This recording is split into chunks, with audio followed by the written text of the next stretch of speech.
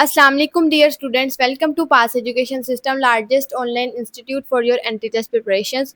Dear students, आज की video उन तमाम स्टूडेंट्स के लिए इंपॉर्टेंट है जो आईटीयू के लिए प्रिपेयर कर रहे हैं और आपको आईटीयू की आपके साथ फिजिक्स की एंड गेम शेयर करने जा रहे हैं। इससे पहले आपके साथ मैथ की एंड गेम शेयर की थी, अब फिजिक्स की एंड गेम शेयर करने जा रहे हैं। इससे पहले डियर स्टूडेंट्स, मैंने आपको एक वीडियो के अंदर जिसके अंदर मैंने आपको आईटीयू का स्टडी प्लान बताया था, उसके अंदर मैंने आपको बताया था कि आपने फुल बुक की रिवीजन्स जो हैं आपने ज़रूर करनी है। अगर आपके लिए कंफर्टेबल है तो आप अपनी जो एफएससी की बुक्स हैं उनको एक दफ़ा ज़रूर थॉरोली रीड कर लें।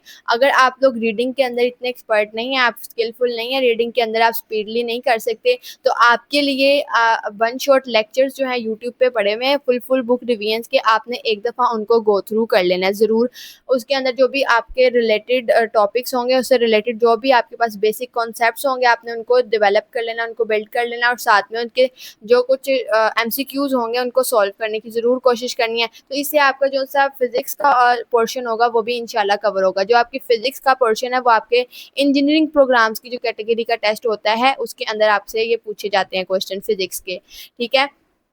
इसके अलावा जो एनालिटिकल है उसके लिए मैंने आपको बताया था कि आप हमारे यूट्यूब पे प्लेलिस्ट देखें, एनालिटिकल की पूरी प्लेलिस्ट वहाँ पे मौजूद है, आप उसे देखें। उसके अंदर जो क्वेश्चंस करवाए गए हैं आप उन क्वेश्चंस को ज़रूर सॉल्व करें, तो आपका एनालिटिकल का पोर्शन भी कवर हो जाएगा, ठीक है। तो let's talk about our ITU physics and games. So our first MCQs is, देखिए आपके पास मैंने आपको मैथ्स के क्वेश्चंस भी करवाए थे, तो उसके अंदर आपसे जस्ट बेसिक कॉन्सेप्ट पूछा गया था। तो इसके अंदर भी आपसे बहुत छोटी और बेसिक चीज़ें पूछी गई हैं जो आपके अगर कॉन्सेप्ट होगा आपके पास तो आप लोग उसे आराम से इजीली सॉल्व कर लेंगे। अब देखिए सबसे पहले ये उसने पूछा है कि 1 किलोमीटर स्क्वायर की इक्वल होता है किसके। देखिए अब आपने क्या करना होता है, ये आपने जब भी ये सॉल्व करना होता है ना, जिस के ये किलोमीटर स्क्वायर कितने के इक्वल है, तो देखिए आपका जो सा यूनिट है ना उसका स्क्वायर है। तो जब आप 1 किलोमीटर की जगह पे 1 किलो इक्वल होता है 1000 के ना, 1 kilometre is equal to 1000 metre. तो जब आप लोग इसके यूनिट को कन्वर्ट करोगे ना, बड़े यूनिट से छोटे यूनिट में आओगे, किलो से मीटर में आओगे, तो जो वैल्यू इसके साथ मीटर के साथ मल्टीप्लाई हो रही होगी ना उसका स्क्वायर भी लेंगे। अब यहाँ पे आप मीटर स्क्वायर तो लिखेंगे, यहाँ पे ये स्क्वायर में है ना, तो आप इसका मीटर स्क्वायर तो लिखेंगे ना, तो अब आपने इसका होल का स्क्वायर लेना है। तो इसका ये 10 की पावर 3 है और ये इसका स्क्वायर है। तो जब आप 10 की पावर 3 का ये आपके पास होल के अंदर आएगा 10 की पावर 3 और इसका स्क्वायर जो है उसको आप साथ में मल्टीप्लाई कर दोगे, तो ये आपका आंसर आएगा 1 kilometre square is equals to 10 power 6 metre square, ठीक है। ये 10 पावर 6 मीटर स्क्वायर आएगा, यहाँ पे स्क्वायर भी आएगा, ठीक है। उसके बाद नेक्स्ट क्वेश्चन है, which of the following is a vector. देखें अब जो आपका वेक्टर होता है, वेक्टर क्वांटिटी की ये एक प्रॉपर्टी होती है कि वेक्टर्स कंटेन, वेक्टर्स का जो मैग्नीट्यूड भी होता है और उसका जो डायरेक्शन है वो भी होती है, मैग्नीट्यूड भी होता है प्लस उसकी डायरेक्शन भी होती है। अब देखें जो हमारा टाइम, सबसे पहले ऑप्शन है हमारे पास वो है टाइम। टाइम का जस्ट मैग्नीट्यूड होता है, आप ये बता सकते हैं कि कितना टाइम हो गया, इतने घंटे हो गए, इतना टाइम, इतने मिनट्स हो गए, इतने सेकंड्स हो गए, लेकिन आप ये नहीं बता सकते कि टाइम किस डायरेक्शन में मूव कर रहा है, ठीक है। तो टाइम हमारा ऑप्शन नहीं हो सकता। इसी तरीके से वर्क की आप मैग्नीट्यूड बता सकते हो, आप ये बता सकते हो कि वर्क कितना हो रहा है, लेकिन ये नहीं बता सकते कि आपका वर्क किस डायरेक्शन में हो रहा है, ठीक है। इसी तरीके से हीट भी है, हीट भी आपकी स्केलर क्वांटिटी है। तो जो आपके पास करेक्ट ऑप्शन बचता है वो है मोमेंटम। मोमेंटम का फॉर्मूला होता है मैस इनटू वेलोसिटी। जो आपका मैस है वो स्केलर होता है और जो आपकी वेलोसिटी होती है वो वेक्टर क्वांटिटी होती है। जब स्केलर और वेक्टर मल्टीप्लाई होते हैं तो वो मिलके एक वेक्टर क्वांटिटी बनाते हैं। तो momentum would be your best answer. उसके बाद नेक्स्ट क्वेश्चन है, if air resistance is negligible the total sum of potential and kinetic energy of a freely falling body will be. देखिए अब जब आपके एक ऑब्जेक्ट फ्रीली फॉल कर रहा है, ठीक है, जब वो फ्रीली फॉल कर रहा है तो उसके अंदर उसकी जो पोटेंशियल और काइनेटिक एनर्जीज हैं जो उसकी पोटेंशियल एनर्जी है वो काइनेटिक एनर्जी में कन्वर्ट हो रही है। अब काइनेटिक एनर्जी जब रेजिस्टेंस होती है एयर के तो काइनेटिक एनर्जी कम होना शुरू हो जाती है, क्योंकि रेजिस्टेंस हो रही होती है उस एयर के साथ, उसके काइनेटिक एनर्जी के लॉसेस हो रहे होते हैं। लेकिन अब उसने कहा है कि एयर को हम लोगों ने नेग्लिजिबल कर देना है, तो अगर एयर नेग्लिजिबल हो जाएगी तो फिर आपका काइनेटिक एनर्जी के अंदर को कोई फर्क नहीं पड़ेगा, सिंपली आपकी potential energy total kinetic energy के अंदर कन्वर्ट हो जाएगी। तो आपका जो सा सम ऑफ टोटल एनर्जी होगा वो सेम रहेगा, उसके अंदर कोई डिफरेंस नहीं आएगा। इसको कहते हैं law of conservation of energy, ठीक है। उसके बाद if a body of mass 10 kilogram is allowed to freely fall its weight become, देखें अब अगर आप लोग देखें तो जो सिंपली आप देखें कह सकते हैं कि W is equals to mg है, लेकिन उसने ये नहीं कहा कि आपने उसका वेट निकालना है, बॉडी का वेट कितना है, उसने कहा है वेट निकालना है जब बॉडी फ्री फॉल कर रही हो। तो फ्री फॉल के अंदर बॉडी का वेट जो होता है वो 0 हो जाता है, ठीक है। तो इस तरीके से इसका आंसर जो है वो 0 आएगा। नेक्स्ट क्वेश्चन है when two waves with the same frequency and constant phase difference interfere, तो फिर उसके ऊपर क्या इफेक्ट आएगा, उसके अंदर गेन काइनेटिक एनर्जी में गेन आएगा, काइनेटिक एनर्जी बढ़ेगी या एनर्जी लॉस होगी या फिर एनर्जी रीडिस्ट्रीब्यूट होगी और जो डिस्ट्रीब्यूशन है वो टाइम के साथ चेंज हो जाएगी, या एनर्जी डिस्ट्रीब्यूट होगी और डिस्ट्रीब्यूशन कांस्टेंट रहेगी। देखें जो जिसके अंदर आपकी फ्रीक्वेंसी सेम होती है और फेज डिफरेंस कांस्टेंट होता है वो होती है आपकी स्टेशनरी वेव्स। स्टेशनरी वेव्स के अंदर आपका जो होती है जो एनर्जी है वो रीडिस्ट्रीब्यूट होती है और फिर टाइम के साथ वो चेंज भी डिस्ट्रीब्यूट होती रहती है, ठीक है। तो स्टेशनरी वेव्स के अंदर जो आपका आंसर आएगा वो आएगा energy is redistributed and distribution changes with time, ठीक है। जो स्टेशनरी फेज होती है, जो स्टेशनरी वेव्स होती हैं उसके अंदर आपका जो फ्रीक्वेंसी है वो सेम होती है, फेज डिफरेंस आपका कांस्टेंट होता है। तब जब दो ऐसी स्टेशनरी वेव्स इंटरफेयर करती हैं तो उनके अंदर एनर्जी रीडिस्ट्रीब्यूट होती है और जो डिस्ट्रीब्यूशन है वो टाइम के साथ चेंज होती है। अब इधर है a sine curve is represented by q, the distance between the two particles having same maximum displacement is, तो यहाँ पे आप लोग यहाँ पे पहले क्वेश्चन को फोकस करें। क्वेश्चन में उसने कहा है कि मैक्सिमम डिस्प्लेसमेंट, ये आपकी एक वेव है साइन वेव, साइन वेव ऐसे की होती है ना, इसके अंदर उसने इसको नाम दिया हुआ है क्यू का, इस वेव को उसने क्यू का नाम दिया है। उसने बोला है आपने बताना है दो मैक्सिमम डिस्प्लेसमेंट का डिस्टेंस क्या है। मैक्सिमम डिस्प्लेसमेंट मतलब ये चीज़ इसकी, ये इसका मैक्सिमम डिस्प्लेसमेंट है, ये इसका मिनिमम डिस्प्लेसमेंट है। तो देखें जब आपका ये आपका जो क्रेस्ट है, ये आपका क्रेस्ट होता है और ये आपका ट्रफ होता है, तो इसका जो हाफ डिस्टेंस होता है, जो क्रेस्ट से ट्रफ तक का डिस्टेंस होता है उसको वो होता है λ/2। कितना होता है?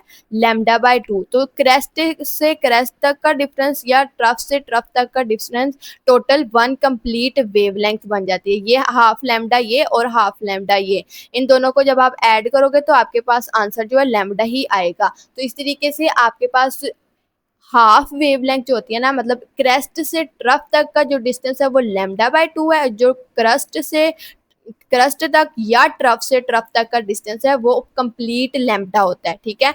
अब इसके बाद है with in vibratory motion which parameter remains constant, जब आपकी वाइब्रेटरी मोशन हो रही होती है तो उसके अंदर आपका कौन सा पैरामीटर कांस्टेंट रहता है। तो जो आपकी वाइब्रेटरी मोशन है जिसको आप सिंपल हार्मोनिक मोशन भी कहते हैं, उसके अंदर आपकी जो पोटेंशियल एनर्जी होती है और जो काइनेटिक एनर्जी होता है उनका जो सम है ना वो कांस्टेंट हो जाता है। तो इस तरह से आपकी जो टोटल एनर्जी है ना वो कांस्टेंट रहती है, ठीक है। उसके बाद in Young's double slit experiment separation between the slit is made 3/4 the fringes width becomes, जो आपने फ्रिंजेस की width जो है ना वो निकालनी है।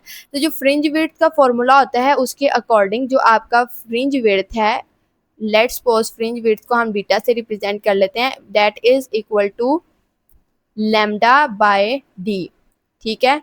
तो जो λ/d है इसके अकॉर्डिंग अगर अब हम लोगों के 3/4 जो हैं वो आपका जो सेपरेशन डिस्टेंस है वो अब d जो है वो 3d हो चुका है, ठीक है, ये 3d हो गया। तो इस तरीके से आपकी जो फ्रिंज विड्थ है वो कितनी हो जाएगी 1/3 टाइम्स, ये अब आपकी ये चीज़ दोबारा से वही बन जाएगी ना λ/d।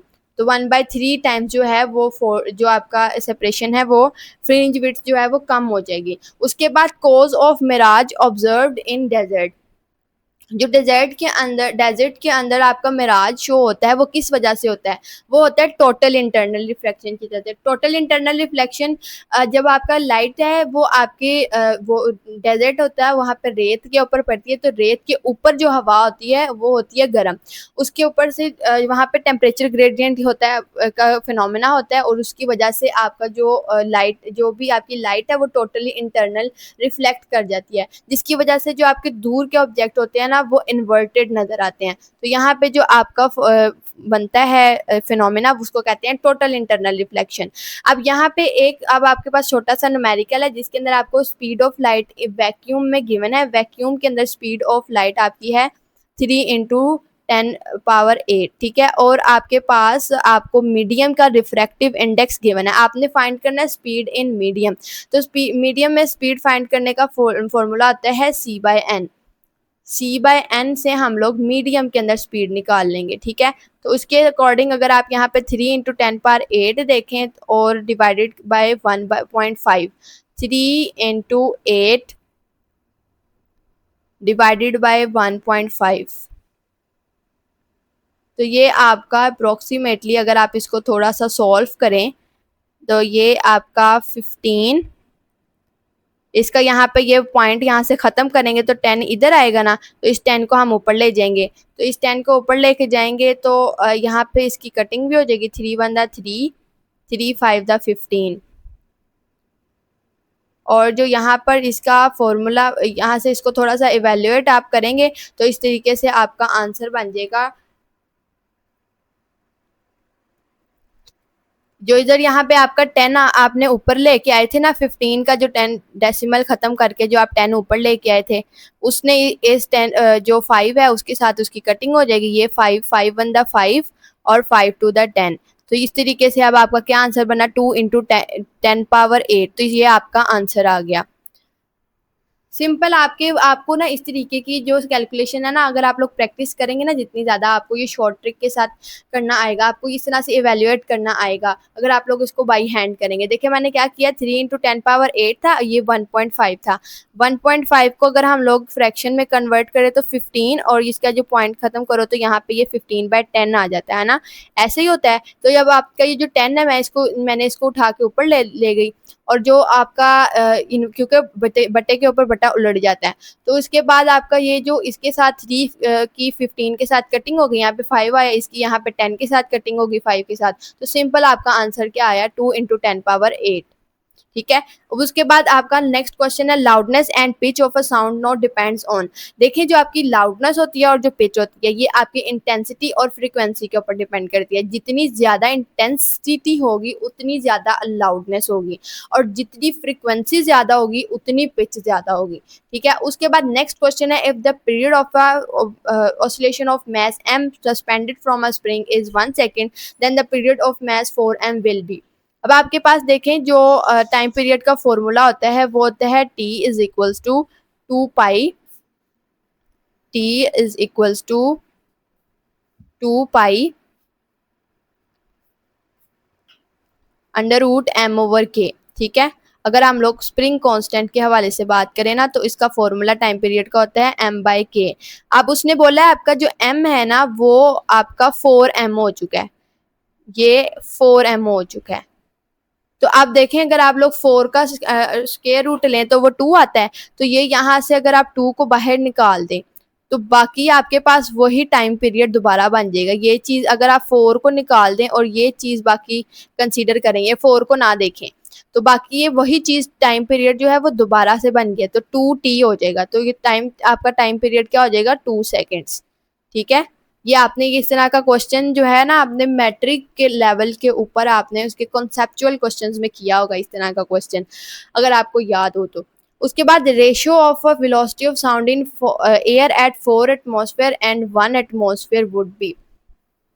तो देखें अगर आप लोगों का जो आप लोगों को अगर जो देखिए आपका प्रेशर जो है वो आपका वेरी कर रहा है, लेकिन आपका टेम्परेचर जो है वो उसको उसने कांस्टेंट ही रखा है। जब आपका प्रेशर बढ़ता है ना तो ऑटोमेटिकली आपकी जो डेंसिटी है ना वो भी बढ़ती है, यानी कि जो आपका प्रेशर है that is directly proportional to density.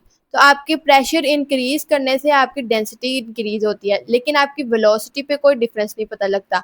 तो आपका जो भी इसका रेशो होगी ना, तो वो फिर 1 ही रहेगी।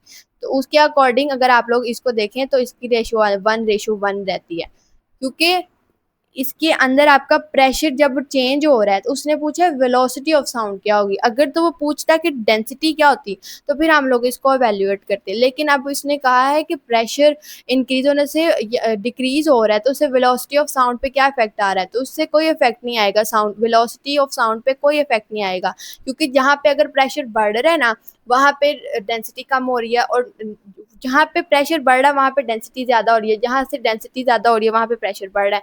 जहाँ एक फैक्टर बढ़ रहा है साथ में दूसरा भी बढ़ रहा है, तो वो दोनों को इक्वलाइज कर देगा, तो इससे कोई इफेक्ट नहीं आएगा। In the relation n is equals to P V over R T. इसके अंदर ये n क्या है, तो सबको पता है, number of molecules, number of moles, and represents the number of moles. उसके बाद heat travels through vacuum. Vacuum के अंदर जो वैक्यूम में जब हीट ने ट्रेवल करना होता है तो वो रेडिएशंस के थ्रू करती है। कंडक्शन और कन्वेक्शन को मीडियम रिक्वायर्ड होता है, कंडक्शन और कन्वेक्शन दोनों को मीडियम रिक्वायर्ड होता है, लेकिन रेडिएशन जो है, लाइक अगर आप लोग सन की एग्जांपल लें, तो देखिए सन जो है उसकी लाइट जो है वो अर्थ तक जो आ रही है वो वैक्यूम में आ रही है, लेकिन वो आप तक पहुंचती है। तो इसका सबसे बड़ी एग्जांपल, जो सबसे आसान चीज़ है याद रखने वाली, कि सन है, वो जो सन है वो आपका जो मेन पॉइंट है, मेन एग्जांपल है, बहुत बड़ी एग्जांपल है इस बात की, कि जो आपका वैक्यूम है उसके अंदर से जो लाइट है ये वो आपकी रेडिएशन के थ्रू आती है। उसके बाद नेक्स्ट क्वेश्चन है, आपके पास 3 आइडेंटिकल बल्ब हैं, एक के अंदर 60 वॉट है और 200 वोल्ट उसकी रेटिंग है, और वो सीरीज में लगे हुए हैं, ठीक है।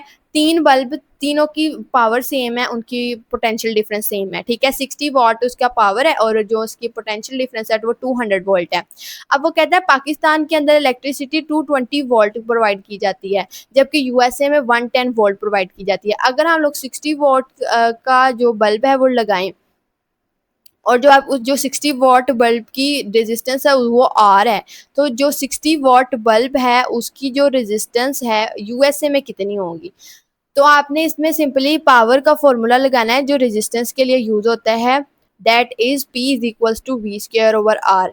तो उसके अकॉर्डिंगली आप अगर इसको देखें, तो अगर पाकिस्तान की पावर निकालें, P is equals to V square over R, तो जो पाकिस्तान के अंदर आपको वोल्ट प्रोवाइड किए जाते हैं वो कितने हैं, वो है 220 वोल्ट। तो 220 का स्क्वायर करेंगे आप लोग तो उसका आंसर आएगा, इसके अंदर अगर अब आप देखें तो जो इसकी रेशो आती है वो आती है 4, जो किधर गया ये, जो इसके अंदर 220 वोल्ट है ये, अगर हम वहाँ पावर निकाले पाकिस्तान की, ठीक है, पाकिस्तान की जो निकाले वो मैं ग्रीन से निकालूंगी, और जो मैं यूएस की निकालूंगी ब्लू से निकालूंगी। 220 का स्क्वायर, उसके बाद उसकी रेजिस्टेंस जो उसकी गिवन है वो है, रेजिस्टेंस तो हमने निकालनी है ना, तो रेजिस्टेंस इधर चला जाएगा, पावर इधर आ जाएगी। तो पावर हमारे पास है 60 वॉट, 60 वॉट है। उसके बाद अगर हम उसका स्क्वायर करते हैं तो 220 का स्क्वायर होता है 48400, और 60 का को उसके साथ डिवाइड करेंगे, तो जो 60 को डिवाइड करके आंसर आएगा 48400, इसको डिवाइड करके इसका आंसर निकालेंगे। इसी तरीके से जो यूएस है यूएस की निकालेंगे, यहाँ पे अब रेजिस्टेंस निकालेंगे यूएस की, तो वो अगर हम लोग निकालें तो यूएस के अंदर 110 का स्क्वायर है, तो 110 का स्क्वायर इक्वल आता है 11 का स्क्वायर 121, 120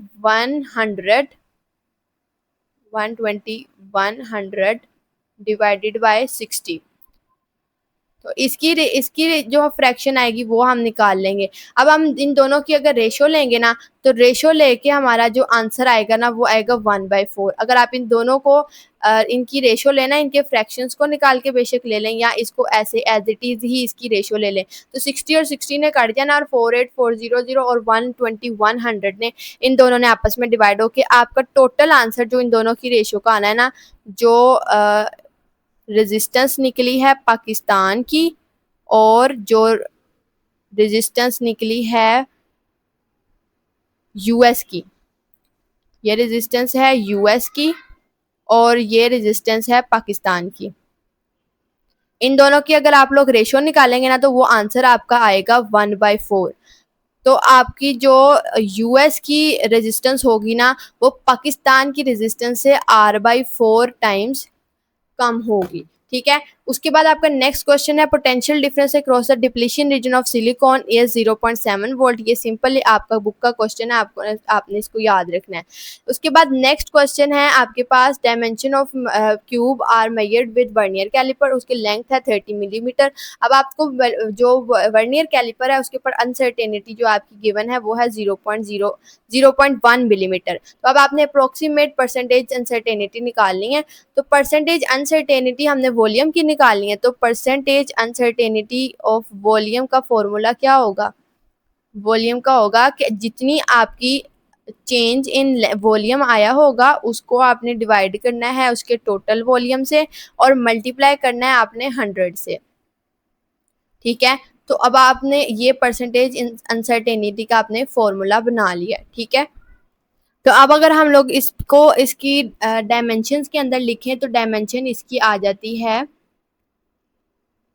वॉल्यूम की डायमेंशन आती है L क्यूब। ठीक है, और L क्यूब ओवर L। ठीक है, उसके बाद मल्टीप्लाई बाय 100 आ जाएगा। तो अब आपने अगर ये देखो कि अब जब आपकी ये अनसर्टेनिटी के प्रिंसिपल्स होते हैं उसके अकॉर्डिंग जब आपका कोई पावर वाला फैक्टर होता है तो उसके अंदर आपने एल जो भी आपकी पावर होती है उसको आप स्टार्ट में ले आते हो। तो इसकी जो पावर है उसको आप स्टार्ट में ले आओगे, चेंज इन लेंथ आपकी इधर रहेगी और साथ में आपका एल डिवाइड हो जाएगा और मल्टीप्लाई। अब इसके अंदर अब आपने सिंपली क्या करना है उसकी वैल्यूज को पुट करना है। अब आपके पास जो चेंज इन लेंथ है वो आपके पास आई है 0.1 मिलीमीटर चेंज आता है। 3 इंटू 0.1 मिलीमीटर डिवाइडेड बाय आपका जो टोटल लेंथ है वो है 30 मिलीमीटर। ठीक है, उसको आपने इसके साथ डिवाइड किया तो अब देखें इसके अंदर आपका ये 30 आ गया, ये 3 बनदा 3 और 3 10 दा 30 ये आ गया, और जो आपका यहाँ से 1/10 है यहाँ पे फिर 100 बन जाएगा। तो 1/100 को जब आप मल्टीप्लाई करेंगे 3 से तो आपका आंसर आएगा 1/100 करेंगे ना, अगर आप इधर इसको यहाँ पे करेंगे तो ये आएगा 0.01। 1/100 आपका इक्वल आएगा 0.01। इस तरीके से आपकी ये आपकी परसेंटेज, ये अब आपका एक फ्रैक्शन निकल आया। अब आपने इसको क्या करना है, सिंपली अब इसको आपने 100 से मल्टीप्लाई कर देना है क्योंकि अभी हमने ऊपर यहाँ पे ये हमने ये चीज़ निकालनी है ना, अभी ये निकाल ली है और ये निकालनी है। तो 0.01 को आप मल्टीप्लाई करें 1 से 100 से तो आपका आंसर आ जाएगा 0.01 मल्टीप्लाई बाय 100। तो अगर आप इसको भी देखें तो अगर आप इसकी फ्रैक्शन ख़त्म करेंगे तो यहाँ भी 100 आ जाएगा और यहाँ से ये 100 से कट जाएगा और यहाँ पे आपका सिंपल आंसर आ जाएगा 1%। मैं आपको दोबारा एक्सप्लेन कर देती हूँ कि आपकी जो परसेंटेज अनसर्टेनिटी होती है उसके अंदर आपने देखें जो आपको लेंथ बताएगी है, जो चेंज इन लेंथ आ रहा है वो आ रहा है 30 मिलीमीटर और जो अनसर्टेनिटी आ रही है वो आ रही है 0.1। तो आपने चेंज इन वॉल्यूम को इसकी वैल्यू के अंदर पुट करना है। तो जब आप पुट करेंगे तो अब आपको पता है कि जो इसका रूल होता है उसके अकॉर्डिंग जो एल का क्यूब होता है, देखें जो वॉल्यूम है उसके अंदर 3 ट्रिपल एल आता है, तो एल का क्यूब जब आप करते हैं तो उसका क्यूब जो आता है वो अगर पावर में फैक्टर किसी फैक्टर की पावर हो ना 3 तो उसको आप स्टार्ट में ले आते हैं। ठीक है, जब फिर हम उसको 3 को इसलिए हमने मल्टीप्लाई किया है। तो उसके बाद आपने सिंपली लेंथ की वैल्यू जो है वो आप जो भी आपको यहाँ पे गिवन है आपने वो पुट की है और जो आपकी ये यहाँ पे हमने कटिंग कैसे की है 0.1/30 था, 3 की कटिंग की 10 आया, ये 3 बनदा 3 3 10 दा 30, इसकी फ्रैक्शन को ख़त्म डेसिमल को ख़त्म किया 1/10। तो 10 इंटू 10 100, 1/100 जो है आंसर आएगा 0.01 और उसको फिर आपने सिंपली मल्टीप्लाई 100 से कर देना है तो आपका आंसर जो है वो परसेंटेज में निकल आएगा। तो आपकी इस तरीके से परसेंटेज अनसर्टेनिटी इन वॉल्यूम निकल आएगी। अब इसके बाद नेक्स्ट क्वेश्चन है आपका फोर्स आपकी 1000 न्यूटन है और is needed to lift the hook of a crane at constant velocity और crane is then used to lift a load of 10,000 Newton and velocity of 0.15 meter per second. How much power does the motor of the crane need to develop to lift the hook and load? अब आपने इसके अंदर इसकी simply power find करनी। इसकी power find करने के लिए हम क्या करेंगे, जो इसने अपने उसने बोला हुक और लोड दोनों को उठाने के लिए ना, तो जो फोर्स रिक्वायर्ड है एक 1000 न्यूटन है और एक 10,000 है। तो इन दोनों को अगर आप प्लस करें तो आपका आंसर आता है 10,000 प्लस 1000 इज इक्वल्स टू 11,000। 11,000 आ जाएगा आपका ये 11,000। इसको और इसको आपने प्लस कर दिया, ठीक है। इन दोनों को आपने प्लस किया, दोनों फोर्सेस को, तो टोटल फोर्स हमने यहाँ पे निकाल लिया। ये हमारी टोटल फोर्स है जिसको मैं एफ टी से प्रेजेंट करूँगी, ठीक है। उसके साथ अब आपके पास वेलोसिटी उसने दे दी है, वो है आपकी 0.5 मीटर पर सेकेंड, 0.5 मीटर पर सेकेंड। तो अब आपने सिंपली पावर निकालनी है, तो पावर निकालने के लिए आप क्या करते हैं, एफ को मल्टीप्लाई वी से करते हैं, जो कि इसका फॉर्मूला है। तो आप 110 को जब आप मल्टीप्लाई करेंगे 0.5 से, तो इसको इस तरीके से ही आप 11,000 को मल्टीप्लाई करेंगे आप 0.5 से, तो जो आपका 5 है वो ऊपर रहेगा और जो आपका 10 है वो डिवाइड हो जाएगा। इस तरीके से आपकी डेसिमल जो है वो ख़त्म हो जाएगी। ये डेसिमल आपकी ख़त्म हो गई, ये लो। अब इसके बाद आप इसको 11 को 5 से मल्टीप्लाई करेंगे तो 55, तो 5500 आपका आंसर जो है आ गया है। तो अब इसको आपने किस तरीके से लिखना है, 5500 आया ना, तो अगर आप इसको देखें ये आया आपका 5500। तो अब आपके पास आंसर किलोवाट में गिवन है। तो अगर आप पॉइंट को यहाँ से शिफ्ट करके यहाँ से 1 2 3 लेके जाएं तो ये 5.5 किलोवाट बन जाएगा ना। तो ये हम लोग इसको लिख लेंगे 5.5 किलोवाट। तो हमारा आंसर जो है वो क्या आएगा, 5.5 किलोवाट, ठीक है। अब इस क्वेश्चन के अंदर आपसे उसने कहा है कि आपके पास रेजिस्टर्स हैं P, Q and R in the circuit have equal resistance. इस तरीके से वो रेजिस्टेंसेज आपकी लगी हुई हैं, P ऐसे सीरीज में लगा, Q और R पैरेलल है। तो उसने अब आपको बोला अगर इसके अंदर 12 वाट की बैटरी लगा दी जाए जिसकी रेजिस्टेंस जो है वो बिल्कुल नेग्लिजिबल है, तो पावर कितनी डिसिपेट होगी। तो आपने सबसे पहले क्या करना है, जो पैरेलल में कम्बिनेशन है ना, जो पैरेलल में है उसको आपने पहले उसकी इक्विवेलेंट रेजिस्टेंस निकाल लेनी है। तो इक्विवेलेंट रेजिस्टेंस निकालने का फॉर्मूला क्या होता है, R E Q is equals to 1/R P की रेजिस्टेंस, और जो 1/, ये P की रेजिस्टेंस है, और इसके अंदर ऐड करना है 1/Q की रेजिस्टेंस, RQ की। तो उसके साथ अगर अब आपको को पता याद हो तो आप लोगों को एक फॉर्मूला इसकी शॉर्ट ट्रिक बताएगी है कि जब भी आपने ऐसे दो रेजिस्टेंसेस का इक्विवेलेंट रेजिस्टेंस निकालना हो तो उन दोनों की रेजिस्टेंस को ऊपर मल्टीप्लाई कर देते हैं और नीचे डिवाइड कर देते हैं, उन दोनों डिवाइड कर देते हैं उसको उन दोनों के सम से। तो अब आपके पास आर का स्क्वायर, आर पी का स्क्वायर, आर क्यू का स्क्वायर, आर पी का को मल्टीप्लाई किया आर क्यू के साथ और आर पी को प्लस करेंगे आर क्यू के साथ, तो ये आपके पास इस तरीके से रेजिस्टेंस बन जाएगी। तो ये आपके पास आर स्क्वायर ओवर 2R बन गया, ये बन गया आपके पास आर स्क्वायर ओवर 2R। तो इसके अंदर से एक R आपका कट गया, तो ये आपके पास सिंपली एक बन जाएगा R/2। जब आपके पास इक्विवेलेंट रेजिस्टेंस आई है वो आई है R/2, R/2 आई है। और अब आपने सीरीज की वाली जो सीरीज वाली रेजिस्टेंस है उसको अब आपने ऐड करना है। उसको ऐड करने के लिए आपने R के अंदर प्लस R/2 करना है, तो ये आपके पास आ जाएगा R/2 2R plus R is equal to 3R/2। ये आपके पास जो है आपकी टोटल रेजिस्टेंस निकल आएगी।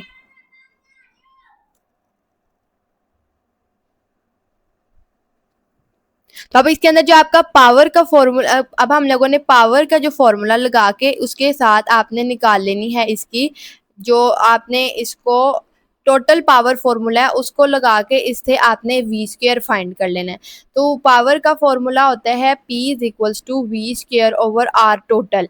ये जितना हमने टोटल वी आर जो टोटल ये हमारा निकला है ना रेजिस्टेंस जो हमारा आर निकला है उसको हम लोग यहाँ पे वी स्क्वायर ओवर आर के अंदर पुट करेंगे। तो हम अब हमारे पास वी स्क्वायर ओवर 3r/2 अगर हम लोग पुट करेंगे तो यहाँ पे 3r/2 है, बटे के ऊपर बटा उलट जाएगा तो ये 2v स्क्वायर ओवर 3r आ जाएगा। ठीक है, 2v स्क्वायर ओवर 3r। अब हमारे पास उसने पावर गिवन की हुई है, ठीक है, ये पावर के इक्वल है और जो हमें पावर उसने गिवन दी हुई है पावर हमें कितनी थी 12 वॉट। तो अब अगर हम लोग इस P की जगह पे 12 वॉट लिख दें तो इसको सिंपली हम लोगों ने ये 12 वॉट लिखा। तो अब हम लोगों ने यहाँ से वी स्क्वायर को निकालना है तो यहाँ पे 3 आके मल्टीप्लाई हो जाएगा, 12 3 36 हो जाएगा, उसको डिवाइड 2 से करेंगे तो हम 36 डिवाइडेड बाय 2 करेंगे तो आंसर आएगा 18। 2 1 2 2 8 16। तो हमारे पास क्या आंसर आया 18r। अब हमारे पास वी स्क्वायर का जो आंसर है वो भी हमने निकाल लिया है। अब हमारे पास ये भी आ गया, हमारे पास टोटल रेजिस्टेंस से हमने ये वी स्क्वायर भी निकाल लिया। अब नेक्स्ट हमने क्या निकालना है पावर, अब हमने निकालना है पावर डिसिपेटेड इन आर। तो अब हम लोगों ने जो आर है ना अब हम लोगों ने करंट की वैल्यू निकालनी है। अब करंट हमारा क्या होता है V is equals to I R, V is equals to I R. तो अब यहाँ से हम लोग अगर R निकालना चाह रहे हैं, I निकालना चाह रहे हैं तो ये आएगा R is equals to I is equals to V over R। ठीक है, तो V ओवर R के अंदर अगर हम लोग इसकी ये वैल्यूज को पुट करेंगे, अब इसके अंदर आप लोग सिंपली अब R की वैल्यू दोबारा से पुट करें, टोटल R की वैल्यू दोबारा पुट करें तो V ओवर 3r/2 है तो ये 2 ऊपर मल्टीप्लाई हो जाएगा और 3r नीचे आ जाएगा। इस तरीके से आपकी I की वैल्यू भी आ गई है। ठीक है, ये वैल्यू अब आपकी आ गई है I की। अब हमारे पास I भी आ गया और हमारे पास V भी आ गया। हमारे पास ये चीज़ पूरी हो गई है ना जो हमें यहाँ पे रिक्वायर्ड थी, P is equals to I square over I square R।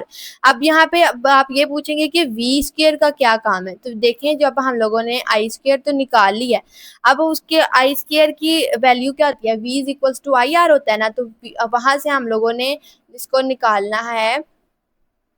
हम लोग आई स्क्वायर की जगह पे अब जो हमारे पास ये हमारा फॉर्मूला है P is equals to I square R, इसकी जगह पे हम लोग अब I की वैल्यू को पुट करेंगे और R की वैल्यू को पुट करेंगे। तो आई स्क्वायर की वैल्यू हमारे पास है 2v का स्क्वायर लेंगे तो 4v ओवर 3r का स्क्वायर लेंगे तो वो आएगा 9r स्क्वायर, 4v का स्क्वायर और 9r का स्क्वायर। ठीक है, और साथ में इसको हमने इसके मल्टीप्लाई कर दिया इसकी रेजिस्टेंस के, तो ये अब अगर हम लोग इसकी r को r से कट जाएगा तो ये अब आपका फाइनल आंसर आया है 4v स्क्वायर ओवर 9r। ठीक है, ये अब आपका फाइनल रिलेशन निकल आया। अब सिंपली आपने इसके अंदर इसकी वैल्यूज को पुट करना है। अब देखिए 4v स्क्वायर है, v स्क्वायर की वैल्यू हमारे पास क्या निकली थी 18r और ये देखिए अभी ऊपर हमने निकाली थी ना यहाँ पे ये v square is equals to 18r, वो हमने पुट करना है v स्क्वायर की जगह पे, मल्टीप्लाई ये 4 से हो रहा है, 4 को लिख लेना हमने, डिवाइड करना है हमने 9r से, तो r से कट जाएगा और 4 और 18 आपस में मल्टीप्लाई हो जाएंगे तो ये आएगा 72 और डिवाइडेड बाय 9, 72 डिवाइडेड बाय 9, तो 9 8 72 होता है, तो आपका क्या पावर का फॉर्मूला आ जाएगा 8 वॉट। ठीक है, अब मैं आपको दोबारा से एक्सप्लेन कर देती हूँ। आपने सिंपली जो आपके पास पैरेलल रेजिस्टेंसेस थी उनकी आपने इक्विवेलेंट रेजिस्टेंस निकाली, फिर जो सीरीज की रेजिस्टेंस थी उसको पैरेलल की रेजिस्टेंस में ऐड किया, उससे ऐड करने से जो आपकी टोटल रेजिस्टेंस निकली, टोटल रेजिस्टेंस निकाल के आपने पावर डिसिपेशन के टोटल पावर फॉर्मूला से आपने उसके निकाल लिया वी स्क्वायर। अब आपके पास जो है आपने वी स्क्वायर से आप लोगों ने V is equals to I R के फॉर्मूला से I की वैल्यू निकाली, सिंपली आपने I की वैल्यू को उसके अंदर पुट किया, पुट करके आपने पावर एंटिसिपेशन को एवेल्युएट करके उसका आंसर निकाल दिया। अब नेक्स्ट क्वेश्चन है जो कि आपका लास्ट क्वेश्चन है, which group of the electromagnetic waves is arranged in order of increasing frequency. अब आपने इसके अंदर बताना है कि कौन सी इसके अंदर वेव्स हैं जो आपकी इंक्रीजिंग फ्रीक्वेंसी में, यानी कि आपने बताना है कि किसकी सबसे कम फ्रीक्वेंसी है, फिर उससे ज़्यादा, फिर उससे ज़्यादा है। तो देखिए जो माइक्रोवेव्स होती हैं उसकी फ्रीक्वेंसी सबसे कम होती है, फिर अल्ट्रावायलेट की होती है, रेज की होती है, और जो एक्स रेज होती है उनकी फ्रीक्वेंसी सबसे ज़्यादा होती है। ठीक है, तो इस तरीके से ये आपका वेव ऑर्डर बनेगा। तो डियर स्टूडेंट्स, ये थे आपके साथ जो मैंने फिजिक्स के ITU के पास पेपर एंड गेम्स के शेयर किए हैं। तो डियर स्टूडेंट्स, अगर आप लोगों ने अब फिजिक्स के पेपर की तैयारी करनी है तो आप सिंपली आप उसके वन शॉट लेक्चर्स को लें, उसके बाद सारे कॉन्सेप्ट की बेसिस पे आप इन क्वेश्चंस को खुद से सॉल्व करने की कोशिश करें।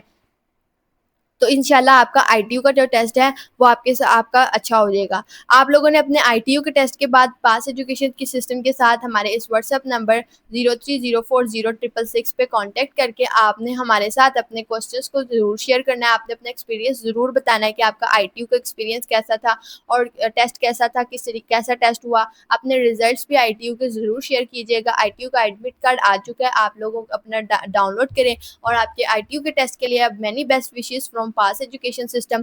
दुआओं में याद रखिएगा। आपके टेस्ट के लिए वेरी बेस्ट विशेस। अल्लाह हाफिज़।